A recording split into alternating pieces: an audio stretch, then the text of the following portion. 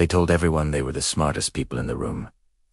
And for a while, they were. They had Ivy League degrees, custom spreadsheets, futuristic buzzwords, and PowerPoint decks so complex that questioning them felt embarrassing. Investors applauded. Analysts nodded. Employees believed. And then one morning, the company vanished. Not because it failed to innovate, not because it ran out of money, but because it was too smart to survive. This is the story of companies that didn't collapse from stupidity.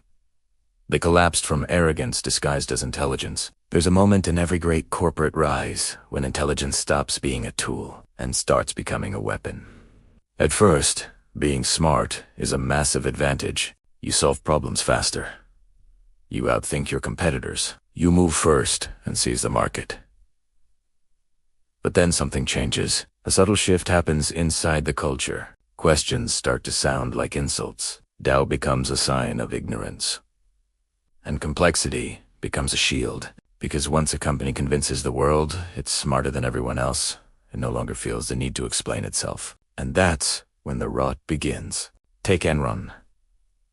On paper, it was revolutionary. It started as a boring, old-school gas pipeline company. Then, it reinvented itself as a high-tech, forward-thinking energy trader. Its executives didn't just say, "We sell gas." No, they said, "We sell the future." And Wall Street absolutely ate it up. Enron introduced sophisticated trading desks, complex financial derivatives, and a revolutionary idea called Mark II market accounting. This meant they could book profits today for deals that might not actually make any money for 10 years. Was it confusing? Absolutely. But confusing sounded sophisticated. And if you didn't understand it, well, that wasn't Enron's fault. It just meant you weren't smart enough to keep up.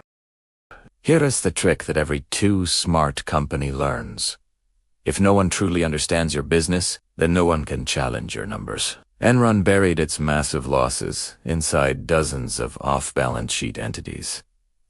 Each one had a name designed to sound harmless and obscure. And every single time someone asked, "Wait a minute, where's the actual cash coming from?" they were met with a fire hose of jargon, overwhelming spreadsheets, and impenetrable diagrams. The smartest guys in the room don't explain themselves. They intimidate. Inside these companies, intelligence becomes a religion. At Enron, they had a brutal employee ranking system. Every year, the bottom performers were fired. No questions asked. No mercy. It wasn't necessarily because they were wrong or incompetent.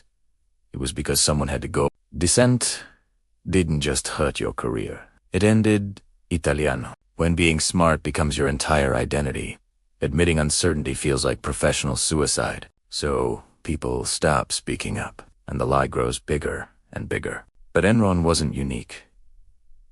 Think about Tyrannos. Elizabeth Holmes told investors, its blood testing technology was simply too advanced to explain to outsiders. Or FTX, which hid massive fraud behind a curtain of complex math, powerful algorithms, and the noble-sounding mission of effective altruism. Every single time, the story is the same. A visionary founder, a revolutionary technology, and impossible promises. And anyone who dared to criticize or ask tough questions was labeled as just not getting it. Because arrogance doesn't announce itself as arrogance. It announces itself as genius. The most dangerous lie these companies tell is the one they tell themselves, and it's deceptively simple. We're too smart to fail. Rules, those are for normal companies. Ethics, that's for people who don't understand the relentless demands of growth. Reality itself becomes flexible. At Enron, top executives cashed out millions of dollars in stock while simultaneously telling their own employees to hold on, that the future was bright. Auditors, who should have been the first line of defense, signed off on the fabricated numbers because they didn't want to look stupid or lose a lucrative client. Banks kept lending money because the fees were just too good to pass up. Everyone in the ecosystem knew something felt off, but nobody wanted to be the first one to admit they didn't understand the game. And here's the ultimate irony. The collapse of a too smart company is never complex. It's always brutally simple. At Enron, the moment investors realized the profits weren't real, the stock collapsed by 99%. Almost overnight, Employees lost everything. Their jobs, their pensions, their futures. And the smartest guys in the room, many of them walked away rich. Everyone else was left to pay the price for their hubris.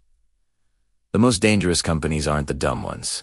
They're the ones that convince the world, and themselves, that they are above questioning. Because intelligence without humility inevitably becomes arrogance. And arrogance always collapses under its own weight. So, the next time a company tells you you wouldn't understand, or this is just too complex to explain, or asks for your blind trust, remember Enron? Remember Tyrannos. Because being smart doesn't make you invincible. It just makes the fall that much harder on the silence before it. Much louder. Thanks for watching. If you found this story interesting, consider subscribing for more deep dives into the stories that shape our world.